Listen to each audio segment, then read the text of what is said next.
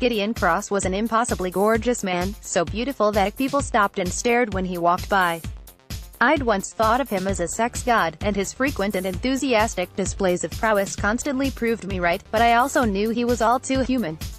Like me, he'd been broken. From Entwined with You, Sylvia Day. Tuesday, June 4, 2013. If there was a condition in the new DSM-5, the American Psychiatric Association's Manual of Mental Health Conditions, called fictional character obsession syndrome, many of best-selling author Sylvia Day's fans would agree they have it bad. June 4 marked the release of Entwined with You, the third book in her famous Crossfire series, a worldwide phenomenon that also includes Bared to You and Reflected in You. Devoted readers are clamoring to find out how the author will resolve the emotionally jolting cliffhanger that left them stunned at the end of Book 2. Fans around the world have become emotionally attached to Day's beautiful yet psychologically challenged hero and heroine, Gideon Cross and Eva Traumale, and their intense, troubled, passionate love relationship.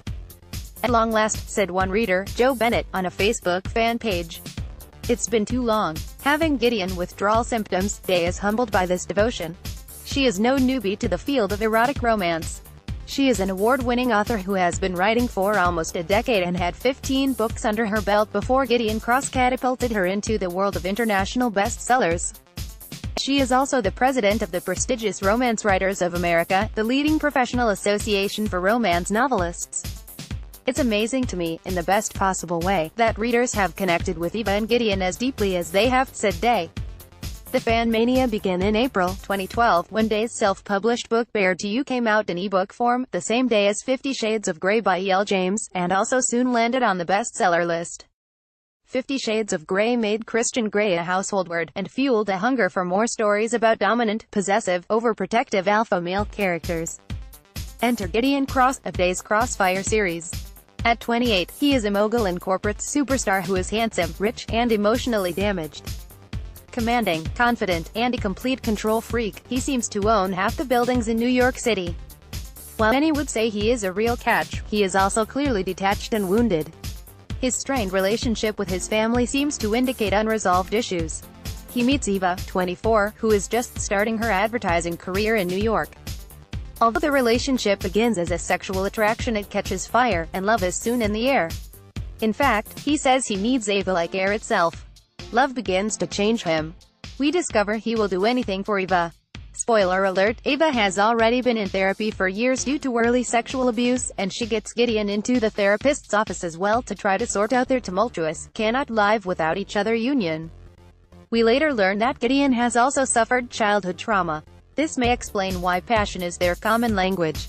"In the beginning of the relationship, it's very difficult for them to express themselves verbally," said Day. "They're a lot better at expressing themselves physically, so they use their bodies to say the things that they can't yet say, or that they don't fully understand themselves." Nobody, by the way, seems to be complaining about the sex, though, including Day's spouse of 14 years, whom she describes as a teddy bear. "He's so proud," said Day, the mother of 2. "He reads most of my books. He's not too keen on the historical romances, but he loves to read all of the paranormal and the contemporary books. He's read the Crossfire series and has enjoyed it." We spoke with Day about her 2 emotionally compelling characters, as well as the emotional roller coaster she rides when writing about them. Everyday health. There have been many comparisons between 50 Shades of Grey and Bared to You, the first book in your Crossfire series. Many readers assumed the first book in the series was modeled after 50 Shades. Sylvia Day. The books actually came out on the same day. The 50 Shades series was previously available as fanfiction, but Random House acquired it and they released the book on April 3, which is the exact same day that the self-published version of Bared to You came out. Then Penguin reissued my book and then reissued the paperback on the 12th of June last year. The damaged wealthy hero is actually a hugely common trope in romance, and alpha heroes are very common in romance. Why do you think we love our damaged heroes so much? I think we love the fantasy of being the one person who can really touch the person who has been untouchable for everybody else. There's something that makes us feel very special about that we could be the one out of everyone who's tried and everybody who's wanted to reach that person. You're the only one who could do it. And with these heroes too, they need the heroine so much, they are almost dependent, and it's lovely to be needed like that. And even if it seems to border on obsessive and a little stalker-ish, there's something about a man who protects his woman so fiercely. Right. And part of that, too, is what you do for them and their inability to imagine not having you there to continue to provide that for them.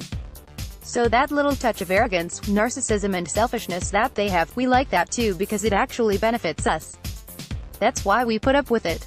How much do you love Gideon Cross? Is he your favorite fictional honey? Well, I love him so much, and I think that comes across in the story. And I love Eva too. These two characters mean a lot to me and the story itself is deeply personal. I have cried so much writing these books. Reflected in You, I cried so much my husband got worried. He'd come home from work and I'd be all red-nosed and teary-eyed and he'd be like, "Oh my God, you're crying again, this book is like killing you," and I'd say, No, it's all good tears. I'm so emotionally invested in it. As far as characters I've written, I don't think I've had any that hit me as deeply as these two have. I love being in that world and I miss it when I'm gone.